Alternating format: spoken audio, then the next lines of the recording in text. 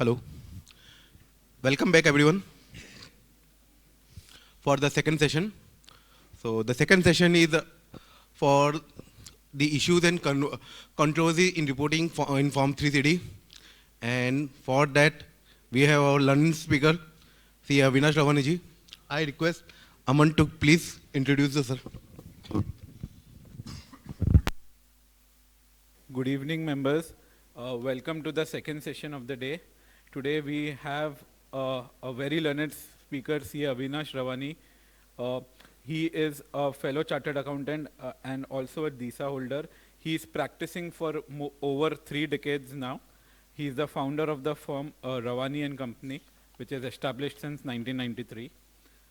His area of expertise includes direct tax advisory and compliance, statutory and tax audits, company law and corporate governance, e-filing systems and digital taxation, and professional training and thought leadership. As we all know, he is a regular speaker at various forums, including ICAI, BCA, CTC, and other government departments as well. Till date, he has delivered over 700 plus lectures on income tax and corporate law. His key contributions include, he has been a writer and contributed in various ICAI publications, including Technical Guide on ITR Forms, Guidance Note on Revised Tax Audit Reports, and several other books. With this, I kindly request Ravi Soni ji to kindly hand over a moment as a token of appreciation to our learned speaker. Now I request Shreyans to kindly hand over the CABF contribution donation receipt.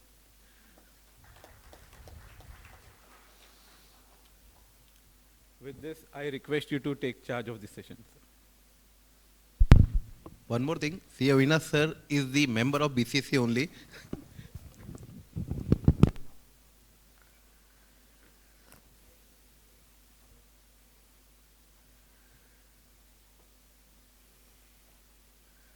Good evening, everybody. Everybody has had the dinner, so now you can sleep comfortably.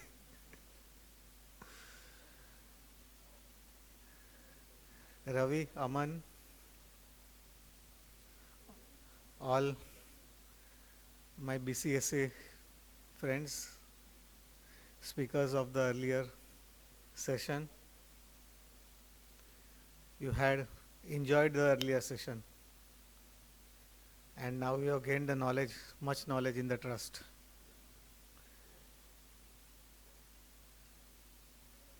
This session about tax audit,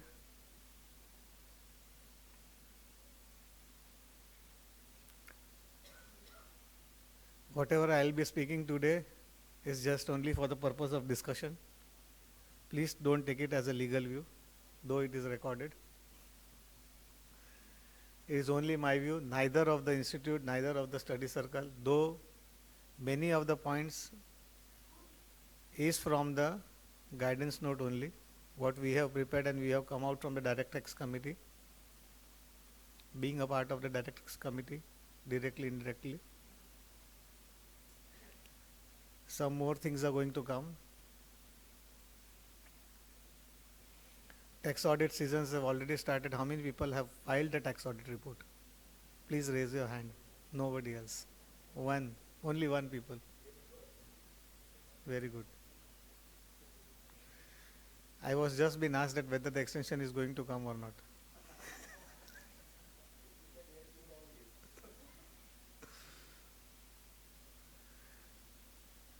So this webinar already is available on our DirectX portal. So those who want to hear from that also you can hear it on the webinar on that portal, our DirectX portal also. So basically, this is a compilation. Some figures, that is last year, 34.84 lakhs tax audit reports filed. Means total audit reports were filed last year on the income tax portal, out of which 34 lakhs were tax audit reports. And e-filing help desk, which is there on the income tax portal, had handled 1,23,000 queries, which were totally related to tax audit reports. And we have a dedicated email ID on the income tax portal, which is handling only e-filing queries. So please don't call me up for what is the issues relating to e-filing, related to tax audit, even though my email ID is there on the last slide. Then year on year growth, tax audit has been growing,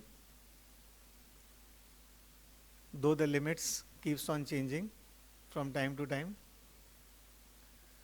Then there is some little confusion because people keep on saying what is the difference between tax audit and what is the difference between tax return. This is first issue which is there.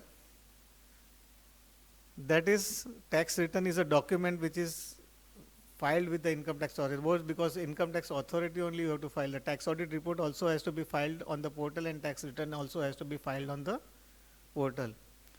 But in income tax return, you have to give your income, expenses, and all the other relevant information. But in tax audit ITR forms, you have basically all the forms now you have been almost, there are no changes in the form. ITR 1 to ITR 7, which is there, and every eligible person is required to file the form within the limit.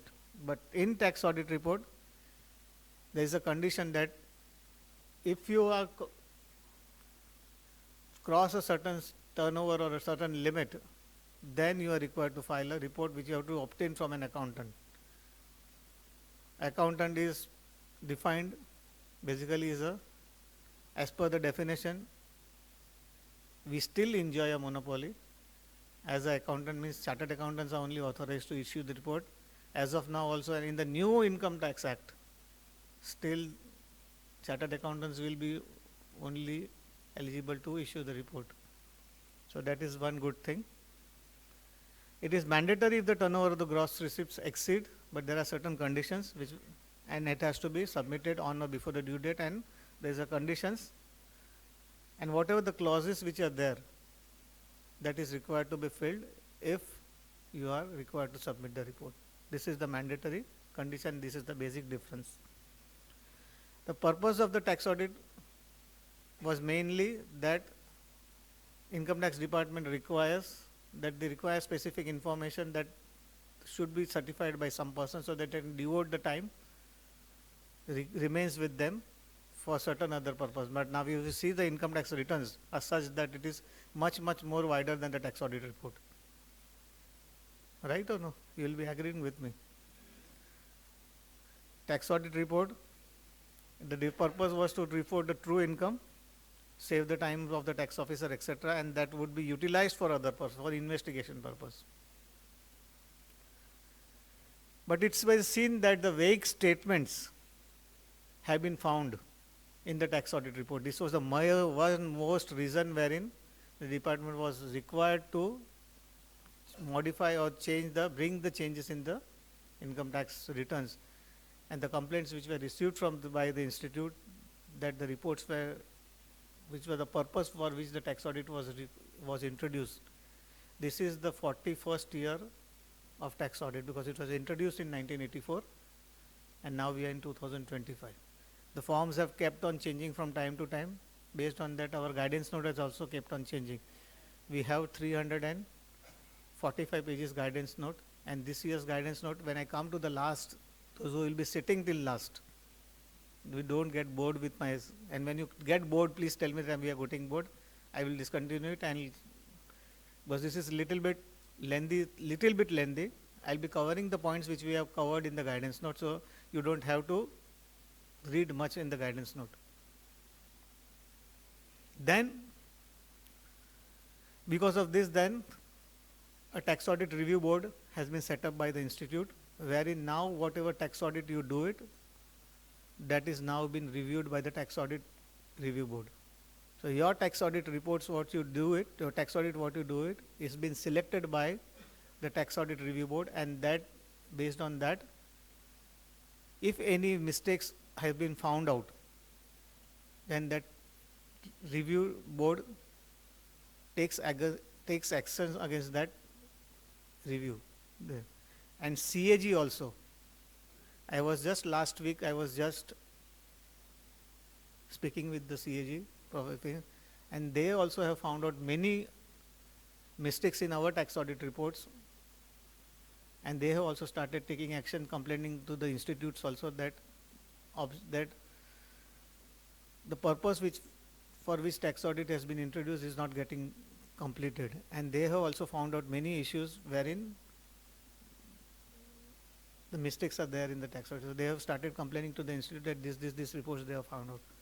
So this was one of the reason why tax audit review board has been found out by the ICAI, and ICAI continuously reviews the audit report and selects it. So if anybody wants to be a part of this review board, they can apply to the institute and they can become a part of this review board. This is one area, more area. Coming to the provisions of 44AB, everybody knows, I don't want to discuss much in detail because it says that aggregate of amounts of turnover or the profession, whatever we all are aware of about it. But it says that now that 1 crore limit and 10 crore limits, everybody is aware. So, but one more condition, it says that whatever changes which was made in the last year, that continues to be there. There is no such amendments which has been made by the Finance Act 2024 this year, so that continues to be on the same lines. If anybody has any question regarding this, they can inform it so that we can take it up. Otherwise, I'll just keep this slide. Then it says that there are certain exemptions about 44AE and 44BB, but one condition has been added here that if one presumptive taxation which was introduced in the Finance Act 2025, which has been made applicable from 1st April 2024, 1st April 2025, that is assessment year 25-26, a presumptive taxation which has been introduced, that is 44BC for a non-resident assessee, if they are reflecting the income or on a presumptive basis, then that change has been has been inserted in this provision, that if the turnover is there, then that provision has been added over here. So they can skip from the tax audit provided they can report the presumptive. They can also go for the presumptive taxation like 44AD, ADA and 44B. So if they fall within that limit, so they can also come out from that provision. So this is one of the change over there. Then coming to this definition of business and profession, what is the business, what is profession, that is also defined much in detail. That is trade, commerce, manufacture will be considered as business, and profession includes vocation. That is a wide importance. If you want to go much in detail, our institute's guidance note has given much in detail that what is profession, what is business, and what will be a part of business, what is a class of business. You can just refer to that.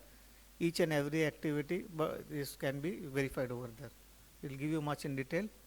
Then whether the data is permitted to be kept in the electronic form, yes, definitely it is permitted to be in electronic form, provided it says that whenever your data has to be retrieved, it should be retrieved in a retrievable form. Now suppose if you are doing the audit, and today you are able to see the data, and after 5 years if any notices comes and at the time the data is not available, then you cannot say that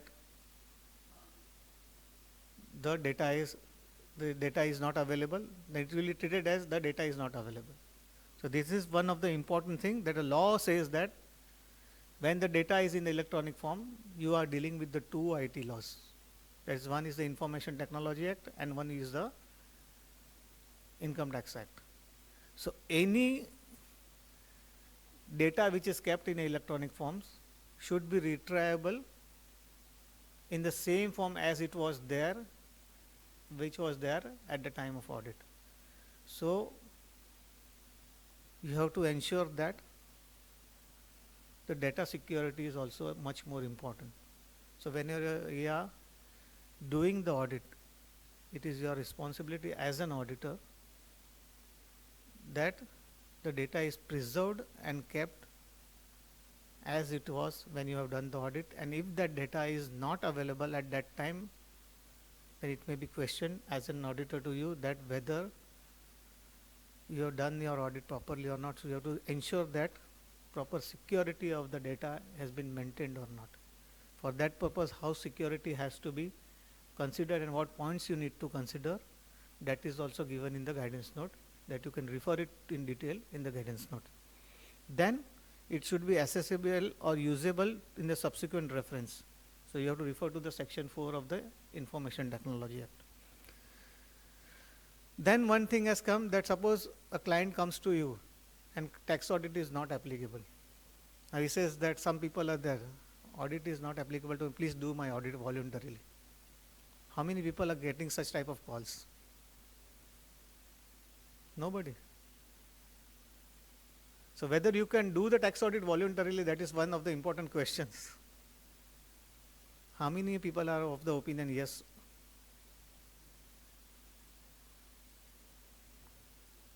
There is no such provision in the Income Tax Act that the accounts can be done audited under this section. Section 44AB, you cannot do the audit voluntarily under this section. But our guidance notes for the special purpose is there, wherein it says that if anybody wants to get these accounts audited, then you can refer to our guidance note, which is another guidance note which is there for the special purposes, wherein you can do or issue the special or the report, you can verify the report and you can issue the report, and for that purpose, wherein it will be an independent practitioner's report, wherein you will certify the accounts and you will issue a report as an independent practitioner report, not as a report under 44AB, and you don't have to report that 84 clauses. Right? 84 clauses are there no, in the tax audit report. How many clauses are there in audit?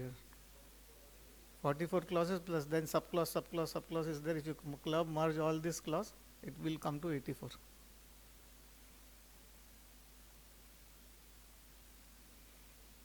Go and count it physically and report me, inform me. Then, because tomorrow if for the banking purpose, if it is required, then you can reissue this independent practitioner report, and the draft of the report is available in that special purpose guidance note is there. You can refer to this guidance note, and the purpose of the reporting is mandatory. You have to mention for what purpose you are giving it. You cannot just give that report that is voluntarily report, you have to give the report mandatory. And signed financials has to be a part of report, and form 3CA and 3CD should not be attached to that. That has to be kept in mind, because many people, it has been seen that people may attach the report, it is not to be attached to that, because you are not giving this is only form 3CA, 3CD and 3CB, 3CD is to be only for the purpose of income tax, not for the other purpose. Please bear this, keep in mind. Then certain important key points are that is multiple businesses there. Suppose a person is having a multiple businesses, then for a same PAN number, you have to combine the turnover limits, combine the form. There may be a different chartered accountants for businesses. They can issue different 3CD, 3CA, they can, because it is at their option. They can appoint certain different chartered accountants for that purpose. But if the PAN number is same, they have to merge all the 3CD, and because there is no such option to file different tax audit reports upload different tax audit reports, but they have to merge all the tax audit reports and file one tax audit report. Then in that case, what has to be done? That will be an issue over there, because a person is signed, a joint auditor may also be there. Two persons, because a big firm company may be there who will be having a joint auditors. In that case also some issue may be happening. Because you cannot, there is no such option on the website that you can, two joint auditors can upload the audit report, because you have to mention only one auditor's name over there. So that option is not, because that was there earlier in physical format. So these also issues are there, multiple profession is there. They may be adopting different policies for that. In he may be if a person is doing a business, he is doing a profession, he may be adopting a cash system of accounting. In profession, in business, he may be adopting mercantile system of accounting. All these issues are still there, and unsolvable issues are there, that which cannot be solved. resolved at this stage. Then combination of business and profession, then turnover limits, gross receipts criteria, these all are there. These all solutions are available to there. We have tried to reconcile it to the maximum extent it is possible. But in that case, a declaration can be taken that one person who's the main signing authority where the turnover is a higher value, that person's PAN number, that is that auditor's PAN number can be used and that can be filed, etc. Then, as Devenbhai told, that exempt income assessees are there, that is trust association which is there, is carrying on a business may enjoy exemptions under section 1021, 1023A, 23B, etc. Whether they are required to do the audit, tax audit or not, because it's already discussed that cooperative society is carrying on the business may enjoy the ATP deduction, non-residents are there, but non-residents case, basically if they are doing the business in the India and the turnover crosses their limit, then they are required to get the accounts audited. They have to file the reports, that is mandatory for them. Some non-resident assets may come to you that I am not liable to file the return, but if he is doing the business in India, he is required to file the return. That is mandatory. Then about the prescribed limits for 44AD, then again there is a criteria over there that you have more than 10 crores if it is there. For all assets, you are liable to get the accounts audited. Then between 1 crore to 10 crores, then that is why the tax audit is applicable. This all the old provisions are there. Then in that case, aggregate receipts should include capital. This I don't think it needs a discussion because it is carried forward from the last year only. There is no change in that. But one important change, what was last year, which was being questioned about the criteria for professional receipts, that is between 50 lakhs to 75 lakhs. Here it says that it has only the criteria of cash receipts and not the cash payment. If the cash receipts is less than 5% of the gross receipts, then reporting of profit less than 50% is there, then tax audit will not be applicable. This should be remembered when this should be taken, because it is not, because in professional receipt is less than 50 lakhs, there is a different criteria, and 50 to 75 lakhs, there is a different criteria. So this has to be kept in mind. So refer to these slides when you do the tax audit. These are the two slides, important slides. Then what are the advantages and disadvantages of the 44AD? That is when it comes to that 44AD. That is, whenever the business profits are computed in accordance with this section, the assessee is not required to mandatorily maintain the books of accounts. But there are recent judgments because to compute the turnover, because you have to present, because now returns requires to fill up the certain figures which are required. For that purpose, to ensure that what is your turnover limit, that whether you disclose the turnover that is correct or not. And tomorrow, suppose if your turnover limits crosses, at that time you will have to enter the previous year's figures. For that purpose, then you will have to give the previous year's figures. At that time, what you will do? So it's better that the books of accounts are being maintained, though you don't give the figures. That is a separate thing. Then 5 years restriction, which is that suppose if you have opted for 44AD, then there is a catch that for a block period of 5 years, you have to opt for 44AD. But it says that it has to be, it is not actually 5 years, 5 plus 1 year. That is 1 year which you have opted, then next 5 years you have to opt. That is 5, 1 plus, this year you opted, then next another 5 years you have to opt. So it is basically, it is not 5 plus, it is 1 plus 5, that is 6 years. But suppose in that case, what happens? Suppose in next year, your turnover crosses 10 crores rupees. Then what will happen? It is possible, no? Business grows. It may happen that turnover may cross 10. So in that case, you will be, for that particular year, you will be out of that 44AD, but then that block period of 6 years will continue. Suppose the turnover falls within that period, after that period, that block will still continue. It doesn't get exhaust. So if you have opted out,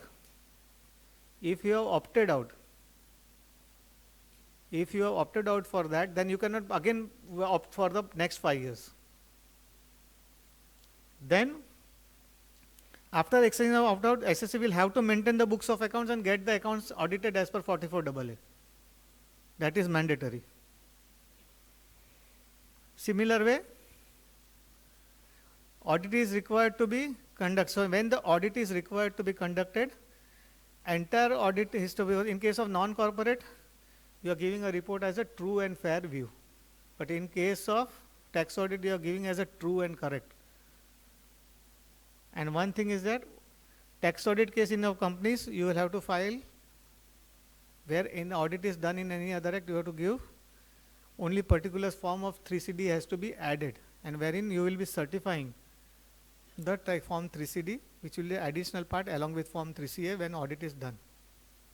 But what says then it has to be, tax audit can be got done from other auditor who has not done the, that is permitted. The person who has done audit in the any other act can get the audit done from another audit, that is permitted. But then the person who is doing the tax audit, he has to ensure that he follows the SA 600, which is mandatory, and SA 600 that requires certain certifications from the previous audit, the auditor, and he has to ensure that he maintains the proper records. It takes the proper documentation under SA 600, which is also mandatory now, especially for those SSCs who are covered under the peer review. Especially for peer review, and suppose your firm is now, peer review is going to be made mandatory for all the SSCs in the next 2 or 3 years. Everybody is going to be covered. And when this your firm is going to be covered in the next few years, you will be going to ask for records for the last 5 years. So be ensured that, and suppose if your tax audit is being reviewed by the tax audit review board, at that time they will ask you for this report. So you have to ensure that you have the proper documentation done. I'm coming to that, please. Let me finish that. Then you have to follow with the ICAI code of ethics. The biggest disciplinary action here is that people don't take the NOC from the previous auditors if there is a change in the auditor. There are many disciplinary actions pending against the auditor, because what they do, the audit comes, they do sign the audit reports and issue it. They don't take the NOC from the previous audit, which is mandatory. Communication from the previous auditor is mandatory. So you have to follow the ICAI code of ethics when there is a change of auditor. So you need to communicate. Second thing, you cannot accept the audit if you are indebted with that client for more than 1 lakh rupees. These are also the cases, I am taking the cases which are pending with the disciplinary committee against the auditor. Then you not specify except more than the specified number of tax audit assignments. That is, now it is 60, right, per person, per auditor.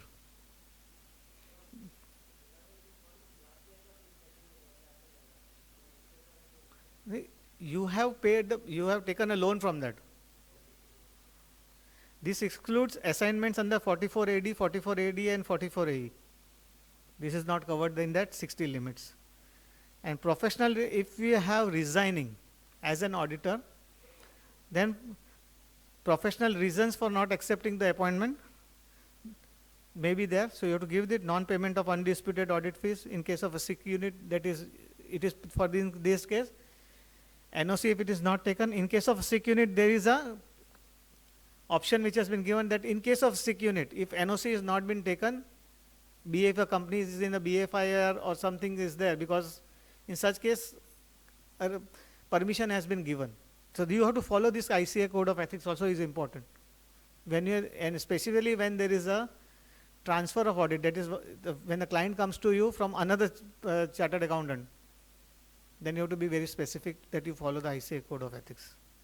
Then grounds for non-acceptance of audits, that is first and the foremost is dispute at regard to the fees. This is the first and the foremost thing, because thing is happens that fees pending due to non-availability of the previous audit. Generally the client comes that previous auditor is not signing my balance sheet, please sign the balance sheet. What reason they give? Fees pending, paisa zyada mang rahe hai mere se. This is the first and the foremost reason. So in that case, better you avoid it. Do the proper KYC and get the work. Non-compliance of provisions of section 139 and 140 of the Companies Act, because in Companies Act you have to file this ADT, under the provisions of Companies Act you have to get this auditor's appointment form ADT1 etc. filed to be done, non-payment of undisputed fees by the auditors in case of a sick unit, issuance of qualified report. These are the in case of a company. Similar provisions may also apply for the tax audit. So you have to verify it if this type of appointment is done in case of a company. Similarly, also verify that whether in case of tax audit, if this type of appointments has been done for resignation reasons are there. So you have to see that appointments has been done for the auditor. So see if the such violations, and this will give you the reason why you should not be very cautious for accepting the appointments. Then in first two cases, auditor who accepts the audit, we will be the guilty of the professional misconduct. That is, first is the professional fees, and second is the non-compliance of provisions of section 139. Then the code of ethics has been modified. That is now strictly it says that one chartered accountant can sign only 60 tax audits. What was happening till now? Suppose if the firm is there, 20 partners are there, 20 into 60, 1,200. So a firm can do 1,200 tax audits. So what was happening till date? So if other 19 partners are not signing tax audits, a single partner used to sign 1,200 tax audits. So that restriction has been removed now. It says that the rules say from 1st April 2026, only under one pan of an auditor, only 60 audits will be signed, and it will be accepted by the UDIN portal. So that restriction has been put. So this was the thing which was done. Then form 3CA, that is these are the tax audit reports. There is two main forms. One thing is that 3CA and 3CB, these are the two main forms which a chartered accountant has to sign. These are the main forms, audit reports. In case of tax audit, a person carrying on a business or profession whose audit is done under any other law, and other than where the tax form 3CA is not to be issued, 3CB has to be issued. That is the circular number. The old circular is a 561 of 22nd May 1990. Then form 3CD, 44 clauses with 73 subclauses totaling 117. I took it wrong. Form has to be filled by the SSC and given to the auditor for certification. This is the mandatory requirement. Now what happens here? It is reverse. Auditor has to verify the contents and submitted by the SSC and certify whether the same to be true and correct. This is the auditor's role. After verification, issue the applicable form. Where the auditor has to decide whether 3CA will be applicable or 3CB will be applicable. And upload online on a prescribed due date, modified time to time. This 3CD form has been modified several times from 1984 as per the requirements of the Income Tax Act. Income Tax Act gets modified every year. But 3CD form has been modified after so many years. Last modification was there in 2023. Next modification, 2024. Now it has been modified this year, 2020. The earliest modification. To be filled only the relevant applicable clause. So this is thing you don't have to fill up anything. It is important to submit the details with accuracy to avoid any proceedings under the Act. So this is the mandatory things. Now what happens if you don't file? Penalty to get the accounts audited. That is 0.5% of the turnover or 1,50,000, whichever is lower. ITO can order. Now many people say audit नहीं किया जाने दो, 1.5 lakh penalty है, बच जाएंगे नहीं. Even the audit is not done, ITO can order special audit under section 142(2). So ITO will order a special audit. There is a power with the income tax officer. They can order for the special audit to get all these things done. So you can list yourself with the income tax department to be a part of the this. Then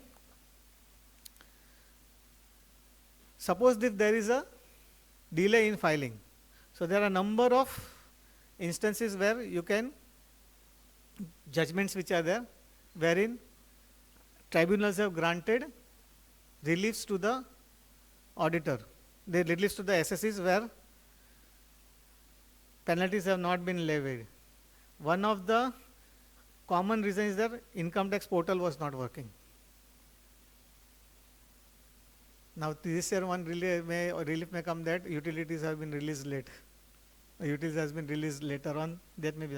Second was this bona fide interpretation of the firm. The turnover was given based on the expert advice, because the person was not aware that he has taken the advice, and based on him that the expert has given him the advice that now that turnover limit is not falling within the tax audit limit. That is one judgment which is there. And natural calamities, etc. These are all common judgments. So these are the one biggest the biggest good judgment is they have given the reference about is there is a Sri Shaila Mallikarjun Traders, wherein the accountant had taken a leave for marriage, and then after marriage he left the job and went away, and for them also that has gone this leave, and then because then he told that he is sick, he was illness, and then he left the job, and that also in that case relief was been granted. So the reference has been given for that cause. Now applicable format for financial statements, that is this year you have to prepare your financial statement as per the new formats, which means format which has been given by the non-corporate. For all non-corporate financial, for the SSEs, where the formats are not been specified, you have to prepare as per the new financials. That is mandatory. And accounting standards are mandatory, so you have to present your financial statement as per the revised financial statements, which is as per the revised guidance note.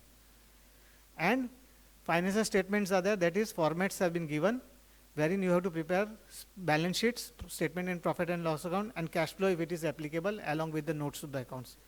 So this is mandatory for along with the tax audit. You have to give it in that format. So for public trust, format is already there. For Maharashtra we are there, so Maharashtra Public Charitable Trust is there. So that you have to is already available. Society format is there, and where specific format is not available, format is given in the guidance note. Guidance note for finance statement for non-corporate. So you have to prepare from that. Now, second thing, for the companies we have accounting Ind AS, we are following, they have Ind AS. Other than this unlisted company, they have to follow the Ind AS rules. Then for accounting standards, they have to follow this AS rules. Companies, the non-companies, non-corporate SSEs. Then LLP, large entities, all will be applicable, all accounting standards will be applicable, and for MSMEs, certain disclosures or MSME relaxations which has been given, you just follow it. Now one question may come here, these accounting standards are applicable only to the SSEs who are following mercantile systems of accounting. Now those SSEs who are following cash system of accounting, as a chartered accountant, I am a chartered accountant, I am following cash system of accounting, then what should come? Whether I should follow this accounting standards or not. What should I present? What accounting standards should I follow? Because I have to present the accounting standards, I have to prepare the financial statements as per the accounting standards. Then what I have to do? Because accounting standards, all accounting standards say mercantile, but I am following cash system of accounting. Then what I have to do? So we have a technical guide on preparation of financial statement under cash system of accounting, wherein we have a modified version of accounting standards, wherein what we follow it, you have to, the technical guide is given by the institute, you can, wherein the modified standards are there, you have to follow that modified standards. Then there is MSME and non-MSME. That is, earlier we had a block. That is, now we have only two blocks, that is MSME and non-MSME, large entity. So turnover, and we have to see the turnover of the previous year. Who will fall under the MSME and who will fall under the large entity. So you have to compare it accordingly, your accounting standards, whatever the accounting standards are, the 29 accounting standards, what is applicable. Based on that, your accounting standard disclosure, you have to, based on that, your accounting standards has to be. And I think this session has been done, no? Accounting standards, this session is not done. So based on this, your presentation of your balance sheet will be there in the tax audit report. So you have to verify whether if the entities, non-corporate entities, equity or security are not listed in the process of listing in the stock exchange. It is not a bank or a financial institution turnover, excluding other income more than 2,000, less than or equal to 2,050 crores, borrowing less than or equal to 50,000 crores, which is not a holding or a subsidiary company. So if it is falls within these 5 categories, then it is a MSME. Otherwise, it will be a large entity. If it is a large entity, then you have to comply with all the accounting standards. Otherwise, the relaxations which has been given to the MSME, you have to comply with the MSME standards and you have to report accordingly in the financial statement, because this is important while you prepare the tax audit reports, you have to report the financial statements. Because institutes meeting in March 2021, this decision was taken that now accounting, these financial statements in this way it has to be prepared. So this is the criteria for classification, which is applicable from 1st April 2024. Then coming to the amendments to the class. So this is now first thing says is there are total 12 clauses where you have to be very specific for this year in tax audit report. First is your interest, salary, bonus, commission, remuneration inadmissible. Now this year we have one change, that is Finance Act says that remuneration which is payable to the working partner, right? Not TDS. TDS is applicable for the next assessment year. So it says that for prior to financial year 24-25, the remuneration payable was first 3 lakhs, that is 1,50,000 or 90% of the book profit, on the balance 60%. Now from financial year 24-25 it is first 6 lakhs of the book profit, it is 3 lakhs or 90% of the book profit, whichever is higher, and balance it is 60%. So your inadmissible amount has to be worked out accordingly, right?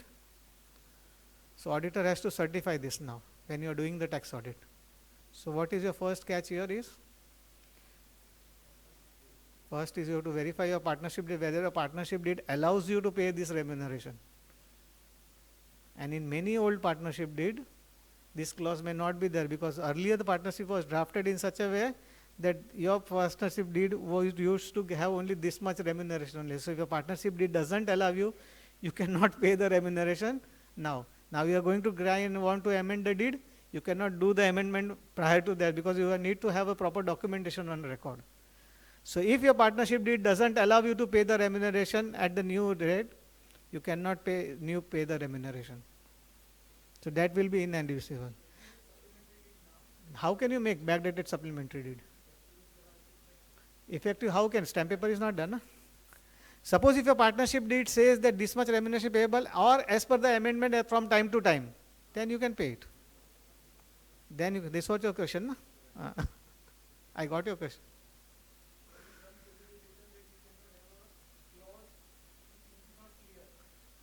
Then you cannot play it. So you have to verify whether your partnership deed allows you to pay the remuneration. So if your partnership doesn't allow, you cannot pay. So verify the partnership deed first and to pay the remuneration. Second thing, your partnership deed to ensure that your partner is a working partner. If your partner is not a working partner, then you cannot pay the remuneration. That is also another catch.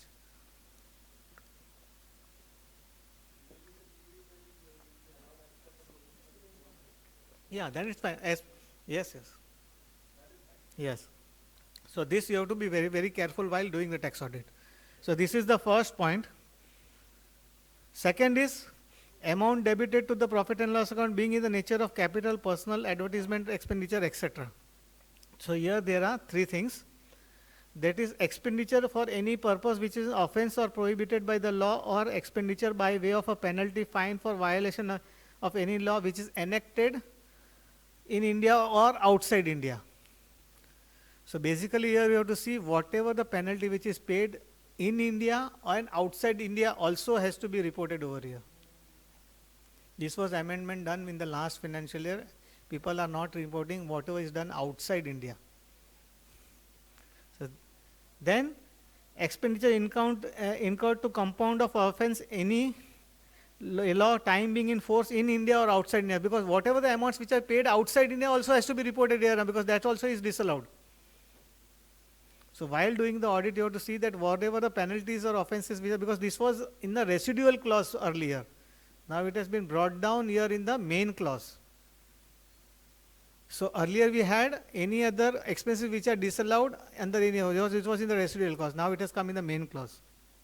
Then expenditure incurred to provide any benefit or perquisite in whatever form to any person, whether or not carrying on the business or exercising a profession, and acceptance of such benefit or perquisite by any person is in violation of any law or rule or regulation or guideline as the case may be, for the time being in force governing the conduct of such profession, such person. So if such type of expenses which is paid, now suppose if any gift or such is given which is not related to any business, or such amount has been paid, in that case that amount becomes allowable, then what has to be done?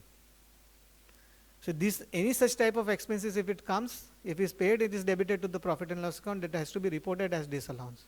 So it is the duty of the responsibility of the auditor. So in that case, so in this year's guidance note, what has been done over here, a suitable representation letter, how it has to be taken from the management. The draft of the management representation letter also has been prepared and has been given in the guidance note. How the representation has to be taken, that format is also given in this guidance note. Then 43BH. Yes, everything. So if it is, suppose now a motor vehicle is used by third person, you have the motor vehicle which is in the name of the third person is using it, and then the benefit is provided to the third person. Definitely it is not used for the purpose of business. Definitely it comes, no? Yes, definitely. GST late fee, definitely yes. Is offense. Then the biggest change is about the MSME. That is clause number 23, 22. The biggest reporting, that is, this is reporting here in tax audit. It has to be certified. Other than where tax audit is not applicable, they have to report in the ITR. So this is applicable to both. 43BH, which was introduced from 1st April 2023. Now it says that 43BH, that certain deductions are to be allowed only on actual payment. This section allows deduction on accrual basis, but if the amount is paid by the due date. Now it says that till last year, what we are reporting, that any interest which is paid to the MSME was to be disallowed. But this year that there is a change in this tax audit, the report, through Form 3CD, you have to report that what is the amount which has to be, which is outstanding in the balance sheet, that has to be reported here. And out of this, what is amount which is paid, that has to be reported, and what is unpaid, that has to be reported. So these three figures has to be reported. So whatever is unpaid will be disallowed. So it has to be only MSME. In that MSME, the definition of the 40 says that you have to refer to the section 15 of MSMED Act. What it says that, I think we have learned earlier, the same provision continues here, but the reporting requirement was not there last year, but the reporting requirement has come here. It is micro and small, wherein the goods are purchased from manufacturer or services are taken from the services provider which have given the services, manufacture the goods by them, or the services which are provided by them. If the goods are manufactured by them, you are having an agreement with them. The credit period is specified with them. The credit period cannot exceed 45 days under the MSME Act, which may be lower than 45 days. If the credit period is by an agreement, or it is specified then in the agreement or in the invoice, that will be your credit period. If it is paid within that due date, that is allowable. If it is not paid within that due date, it is disallowed. Means it will be allowed in the year when the payment is made. So that has to be taken. It is only micro and small.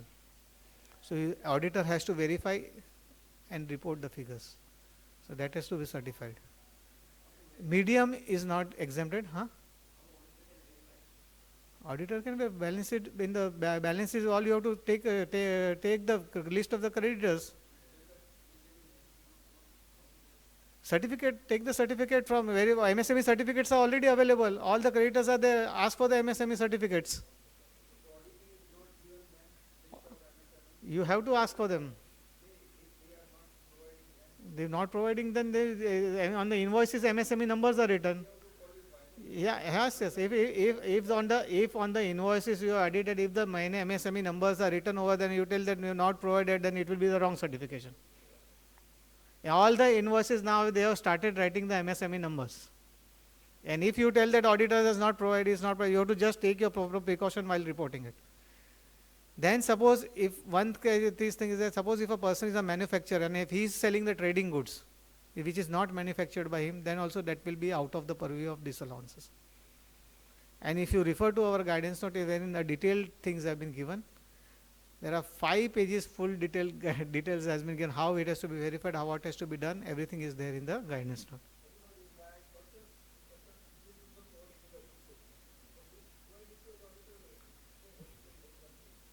Sorry? Interest is not provided. If it is provided in the books of accounts, you have to disallow. Otherwise, no. You can write a disclaimer that interest was required to be provided, but it has not been provided, so it has not. You have to write you have to qualify it in the report that interest was required to be provided, but they have not provided. Emphasis of matter. In case of company, it will be emphasis of matter, but in case here you can rectify. Yeah. No, outstanding as on 31st March. Yes. No.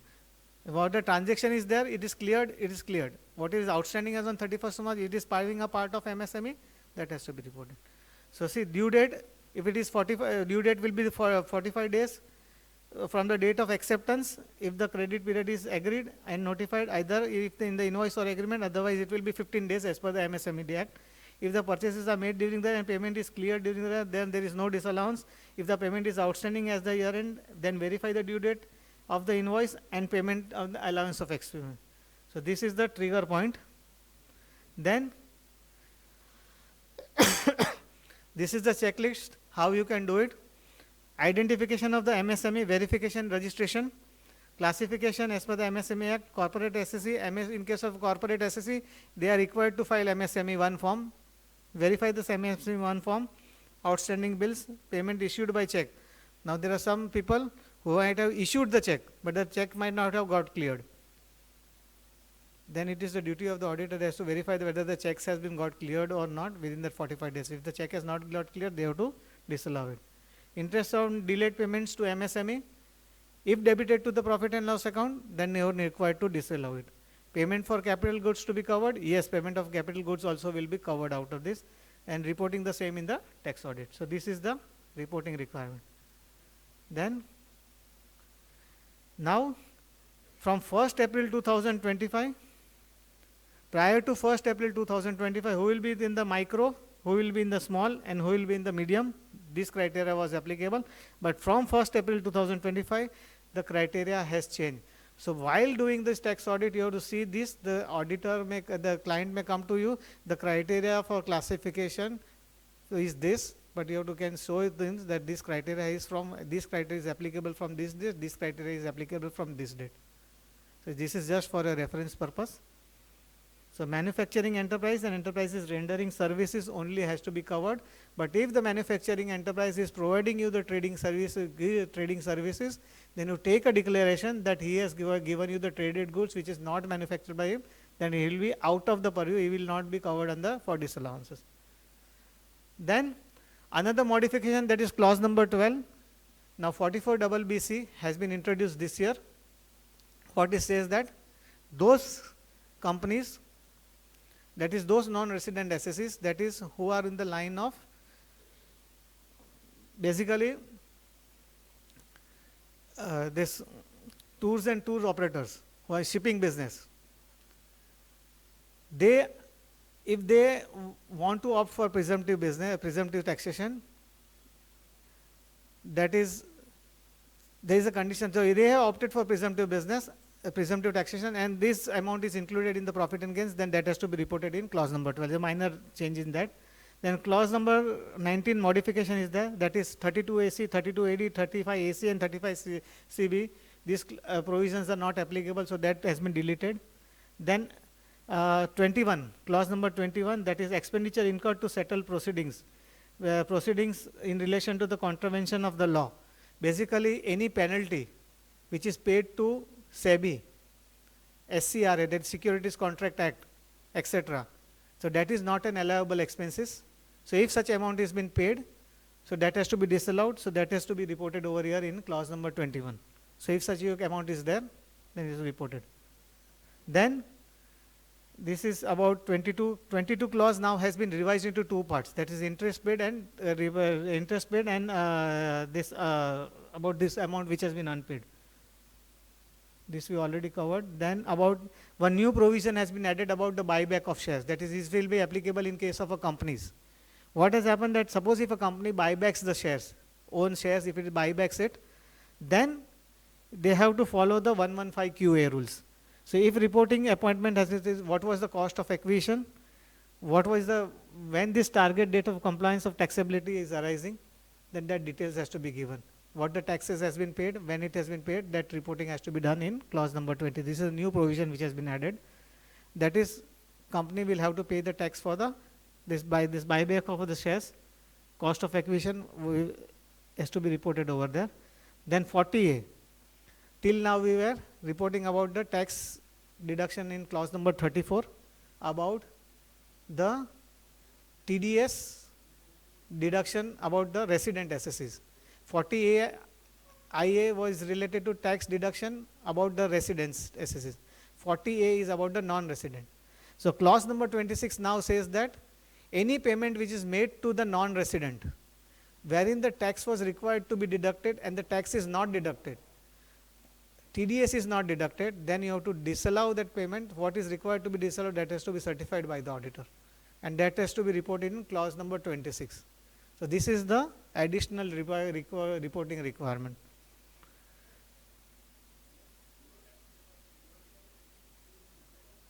You may make a disclosure over there. So then it says that the TDS is not required to be disclosed. So if the TDS is required to be deducted and you are not deducted, then it is required to be reported. Then clause number 28 and clause number 29 has been deleted because section 56.7a and 56.7b has been deleted. If provision is not applicable, so that has been removed now. Then the biggest change in reporting about loans taken and loans given. So till now you were reporting whatever the loans which were taken, right? Loan taken, loan repaid. Section 269 SS. Don't take the photograph. This will be mailed to you. Everything is coming to you. Don't worry. So section 269 SS and 269T, loan taken and loan repaid. So extra work for you now this year. Now we have to report each single transaction in Form 3CD. So if the person has given you the loan 10 times, you have to report 10 transactions. 100 transactions are there, you have to report 100 transactions.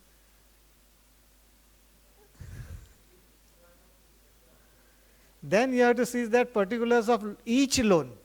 The word each loan has been added in a deposit exceeding the limit in 269 SS taken or accepted during the year.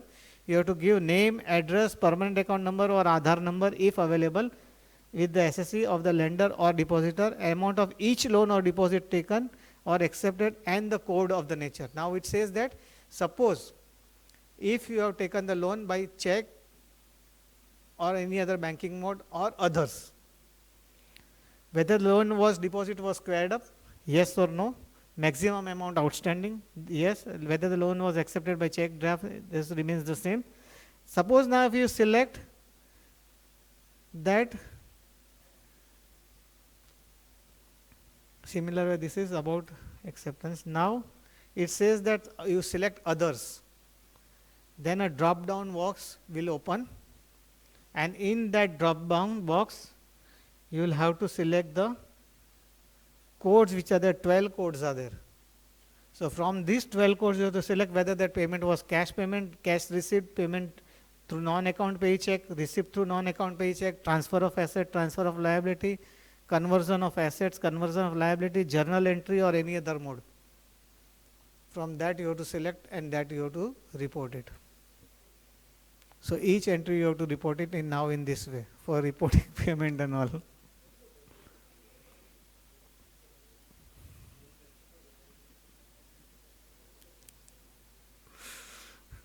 Tweet to finance minister.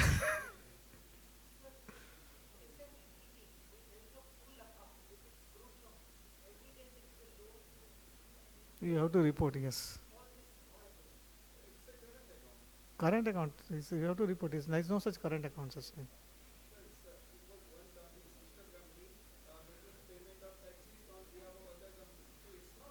It is, where you are classifying it? Huh?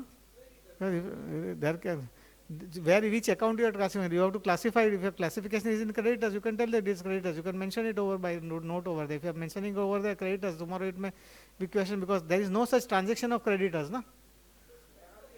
See,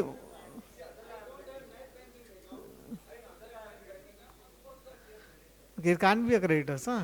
Creditors where actual transaction, it cannot be a credit. How can it be a creditor? ऐसा नहीं हो सकता ना. It cannot be a transaction. It cannot be a thing, ना. It cannot be a creditor. नहीं ना चला ना थोड़ी चलेगा. See, only the thing is to keep a track of all the transaction aware how these fundings have been operating. This journal entry. नहीं. Generally, actually journal transaction, the interest entry should not be routed through loan account. It has to be passed to the expenses payable. When you transfer it to the current this account, you can mention it over there. It is when you could take it as others over there, you can mention the interest credited to that account. So at that time, it may give you the option when you write collect. It will give you an option to mention the details over there. That time you can mention over that interest credited over there. So this is what the change, minor changes there.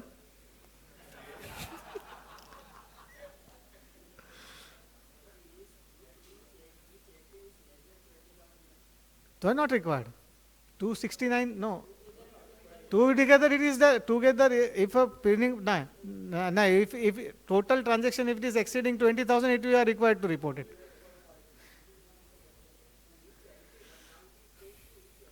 Yeah, each entry also during 269 SS limit is for the full year, but entry is you have to entries is single entry you are doing. Then second, that is about buyback of shares. If there is any buyback which is done by the company, then 36B you have to see. In 36B you have to report that if there is buyback was done, then buyback of shares, what is the amount which is received and what is the cost of acquisition of the shares which has been bought back, that has to be reported in clause number 36B. Then that is chapter 6A. That is, you see that ITR forms now any this SSU is opting for old regime, so they have to give the additional reporting.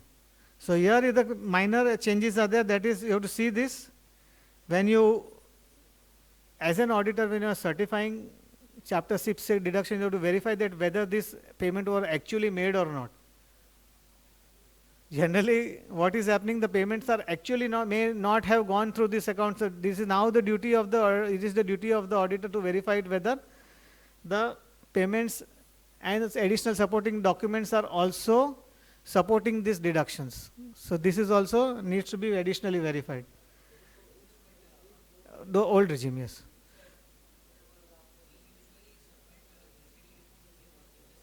So business accounts you are supporting, but they business accounts. But suppose if it's an individual person is there, he is going to claim the deductions of chapter 6A. No? Then any support which you require regarding this tax audits, institute has created all these resources are available. The links for these forms are available. Whatever the materials related to the tax audits are available over there. You can refer to these links. These are there. Reference materials are available. Publications of the tax audits are available. The web page links are there. Then our guidance notes are also available for free downloads. You don't have to pay anything. It is a free of cost. You can download it. Your websites are there. Then institutors have also come up with the AI tools. Whatever your queries you have, you can log in with your user ID. That is, user ID is your membership number, and your membership you once is free for all if you have paid your membership fees. If you have paid your membership fees, you can use these AI tools free of cost. Then you can log in with your user ID and password. The user ID is your membership number, and OTP will come. Based on this OTP, you can use these free tools, and you can ask any questions on the DirectX committee's web portal, and you can get your suggestions for your queries resolved on the our DirectX committee's website. Then, while issuing Form 3C and 3CB, which you as an auditor you have to sign the report, main report. At that time, this precaution has to be taken. That is, first SA 700, clause 3 of clause 3 Form 3C or clause 5 of Form 3CB says that as an auditor, para number 11.9 of the guidance note says that these paras are missing in the main auditor reports, wherein it is required to be the main certification of the auditor. It says that you are required to have, because what is the responsibility of the auditor and what is the responsibility of the auditee, that is not there in the main page, main audit report, which is required. So that has to be a part of this audit report, wherein it says that the responsibility of the auditor and the responsibility of management has to be specified. When it is not there, so you have to include this. You have given us the draft. You can just copy paste this draft over there and issue it type it in your Form 3CA. The SSC's responsibility is to prepare this Form 3CD, and our responsibility is to verify it. SSC has prepared it. We have just verified it, not otherwise. Auditor has prepared it and SSC has verified it. Okay, and we have conducted the verification based on in accordance with the guidance note of the institute. See, we have prepared we have verified the form, we have verified and in accordance with the guidance note issued by the institute. So tomorrow if something happens, any action is taken against you, the institute's guidance note will be there in support of you, provided you have read the guidance note. And whatever the qualifications are there, whatever the things which are given in the guidance note, please try to refer that. And in each clause, wherever the reference material has to be given, institutes have given that in this clause you refer to this clause and refer to this disclaimers. You put your disclaimers over there. Wherein now each clause the disclaimers have been given. Where you have to put the disclaimers in this guidance note, everything has been given. Refer to this guidance note and give your disclaimers over there. So tomorrow if your audit report is selected anywhere, so that will save you. Second thing, this is the view of the taxman which has come out. Taxman has told that this guidance note, they have taken that important amendments have been covered in this. And this guidance note has taken the practical and a detailed approach from the members. It has tried to incorporate all the professional excellence and compliance which has to be there in the. So this is the view of the taxman for this guidance note. They have come up with this. So this is the appreciation we have got it from the taxman. Then after completion of the tax audit, you have to sign the tax audit report. And it has been seen that one of the biggest thing is that people are not signing the tax audit report, means basically the balance sheets also which they are uploading it, they are not signing the balance sheet. They're just signing SD, which is not permitted. And the balance sheet which are, yes, please still, valid. Unsigned balance sheets are not valid. You should not sign. Unsigned balance sheets are not valid. You have to sign either digitally or through. Unsigned balance sheets are not valid. And when you are signing digitally, ensure that your tax audit report which you are uploading and the digital signature is which is you are uploading, that has to match. Otherwise, your digital signature would be some other date, subsequent date, and your tax audit report would be subsequent date, because digital signature also has your date. See that your date matches. Then Form 3CA, 3CB has to be signed by the tax auditor. Mention the form's registration number. Mention the membership number. Form 3CD, whether to be signed by the SSC. How many of people are there? Yes. He has to prepare, but whether he has to sign or not, that I am talking. Yes. How many people are taking a signature of this? How many people are taking signature of the SSC on Form 3CA, 3CB? They are signing it. Preferable to put CA, to put initials and stamp on each pages of Annexure 3CD.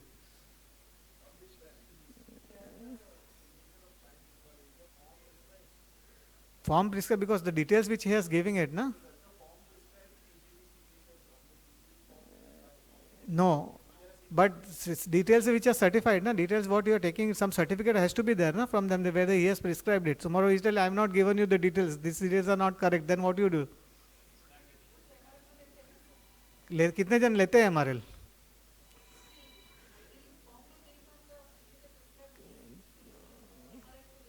कौन ले रहा है MRL? वो बताओ ना. कितने जन ले रहे हैं MRL? कितने जन ले रहे हैं MRL? बोलो ना. Then, but then tomorrow they will tell that ये तो हमको बता ही नहीं. After कल कुछ हो गया तो आके बोलेंगे तो भाई मैंने तो ये दिया ही नहीं, तो मेरा CA ने अपलोड कर दिया था, मेरे को पूछे भी ना. कल तो IP एड्रेस भी CA की फॉर्म का है, तो क्या करोगे? हाँ. Then second thing, now UDI requirement is there in the ITR. हाँ बोलो.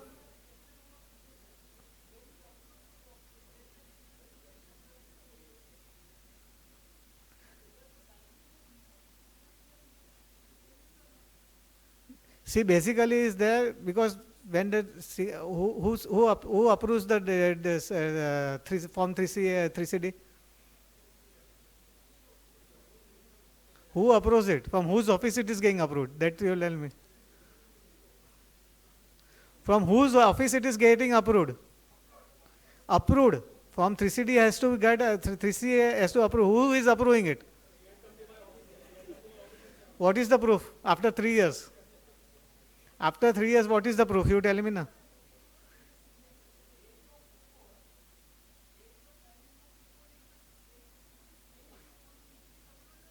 It can be different. It can be different. It can be different. Date of signing the report and date of uploading the report can be different. You have to now put the acknowledgement number of the audit report and UDI number on the ITR. That is mandatory now in the tax audit report.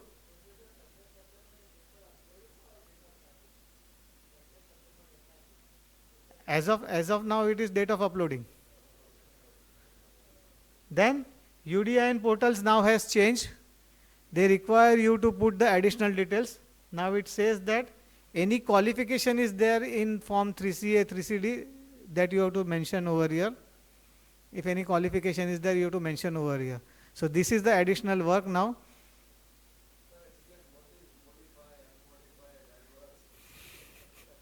That I'll require one separate session over there. Now the time is not because it is already 9:5. So it says that modified means basically if any modified means adverse means any reverse comments you are doing it. So basically this is the thing. Uploading, everybody is aware about it. The system for us that you generate just on PDF file. Your PDF should be in the zip form, etc. You can upload it. Second thing is before now UDI is mandatory. Lastly, coming to this, whether the tax audit report can be revised. How many people are yes, and why it should be revised? If Income Tax Department says for 2 reasons it can be revised. First is if there is any change in the provision of the Income Tax Act and because of this there is a change, then you can revise it. Secondly, it says that suppose after signing your report, suppose if any payments have been made for 43B, etc., and for that reason it has to be revised, you can revise. But in Income Tax Portal, when you file it, it gives you the other reasons. And for other reasons, if you are revising it, then it can trigger some actions by any authority. So this is the reason. Second thing, our institute says that you have to maintain these records for all the tax audit reports you are signing it. How many people are maintaining these records? 1, 2, 3, 4. So this is mandatory requirement. When your firm is selected for peer review, it will come to you that this you present to us this. So this is the record you have to maintain. What was the date of appointment? What is the date of acceptance? These records along with the appointment registers you have to give it. So this is mandated. And what documents you have to obtain from the auditor client? What document you have to keep on the records? This is the list that is for your records purpose. You update the update the tax audit register each year. Then if you have any problem, you can contact this email IDs are there, dedicated email ID for tax audit reports. Then what happens? Suppose can assessing officer send the summons to the tax auditor? AO or any other auditor who is authorized to issue the summons or call for the evidence can issue the notice to under section 131. Accountant who furnishes incorrect information in form 3CA or 3CB or 3CD can be penalized by AO. There are penalty provisions to issue the incorrect certificates. That is there. Action can be taken. So please be proper careful. And this is the entire summary of the tax audit. That is, before commencing the tax audit or any here, need to analyze the provisions. That is, you study the provisions, what are the provisions which are applicable for any type of audits. Study the amendments, study the guidance notes which are there. Then management's responsibility is first to prepare the books and preparation of the financial statements. Then compile the details and fill the form 3CD is the responsibility. This is the responsibility of the management. That is, compile the details and fill the form 3CD, submit the form 3CD with the details to the auditor for verification. What is the auditor's responsibility? That is, obtain the appointment letter and engagement letter. How many people are taking the engagement letter? Then verify the details given in form 3CD and prepare the form 3CA and 3CB and discuss the draft audit report. This is also mandatory. Draft audit report has to be discussed and keep the correspondence of this draft audit report discussion, and if there is any disagreement, this agreement should be kept as a part of report, and this disagreement, if a auditor is not, the SS is not agreeing, that also has to be uploaded with on the portal. This is also mandatory. Accounting policies, notes to the accounts to be verified and annexed to the tax audit report, financial statements to be signed, stamped and certified for the filing, and finally generate UDIN and upload the tax audit report. All scanned documents uploaded should be either physically signed or digitally signed by the SSC, and tax auditor SD signed documents should not be uploaded. This is the summary of the entire tax audit. Fine. Begin with end in the mind. Accuracy, integrity and completeness, quality, productivity, efficiency and operative. Whether it is tax audit or a tax advice, CA is a pillar of professionalism. Thank you very much.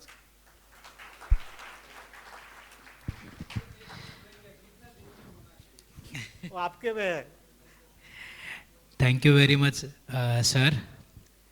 So with this detailed presentation today, one point is clear that we need to aggregate. This is not a thing that we used to do like a single auditor used to comply with tax audit, GST and some other stuff. Now it's the time to aggregate and look forward for this. Yeah, specialize, that's what. I'll request Shreyans Dedia to offer a well-deserved vote of thanks. Acha.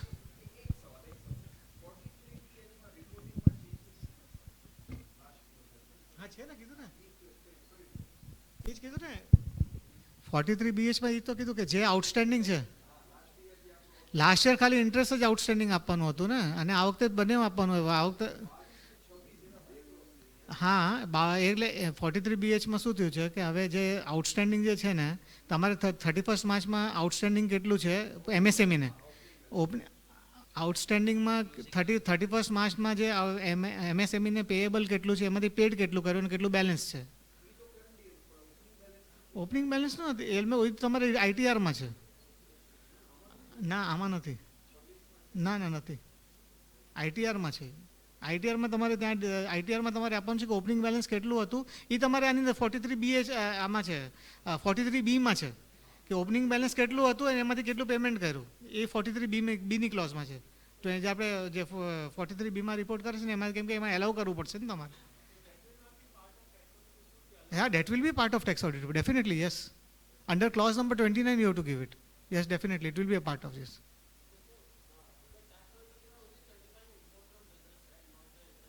If your books of accounts are maintained separately for both, then it will be of income from business. But if your income is means books of accounts maintained are joined together, then you are certifying everything. Yes, entire finance. Yes. Separate, if it's separate and you're doing the separate, then you're certifying only business. Otherwise, if you're maintaining all the books together, then it will be the full. Even if the books of account, even if the books of accounts maintained are separate, then then chapter 6 deductions you will be certified. You have to verify the computation and you have to report it.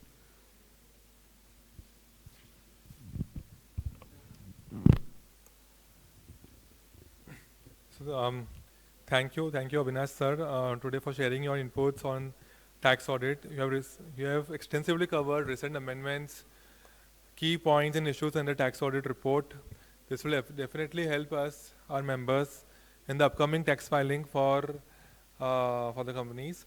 Request all the members to extend a huge round of applause for today's learned speaker.